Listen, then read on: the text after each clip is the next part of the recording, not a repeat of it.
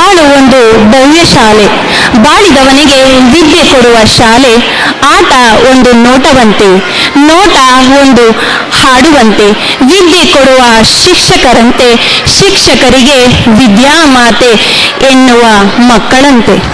ನಮ್ಮ ಶಾಲೆ ನಮ್ಮ ದೇಗುಲ, ಕೈ ಮುಗಿದು ಬಂದವನಿಗೆ ವಿದ್ಯೆ ದೇವಾಲಯ, ವಿದ್ಯೆ ದೇವಾಲಯ.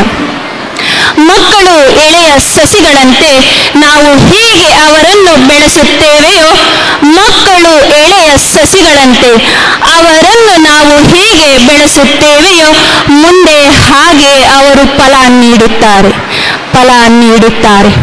ಪೋಷಕರು ಮಕ್ಕಳಲ್ಲಿ ಸದಾ ಸಕಾರಾತ್ಮಕತೆ, ಪ್ರೇರಣೆ ತುಂಬುವಂತಹ ಮಾತುಗಳ ಮೂಲಕ ಅವರನ್ನು ಪ್ರೋತ್ಸಾಹಿಸಬೇಕು ಎನ್ನುತ್ತಾ, 7 ಸುತ್ತಿನ ಕೋಟಾ ನಗರಿಯ ಗಾರ್ಡಿಯನ್ ಏಂಜಲ್ ಶಾಲೆಯ ಹೆಮ್ಮೆಯ ಪ್ರತಿಭಾನ್ವಿತ ವಿದ್ಯಾರ್ಥಿನಿಯಾದ Kshitija G Nobel, Kshitija G Nobel ಇವರು ಶಿಕ್ಷಣ ಇಲಾಖೆಯ ವತಿಯಿಂದ ನಡೆಸಲಾಗಿರ್ತಕ್ಕಂತಹ ಚೆಸ್ ಸ್ಪರ್ಧೆಯಲ್ಲಿ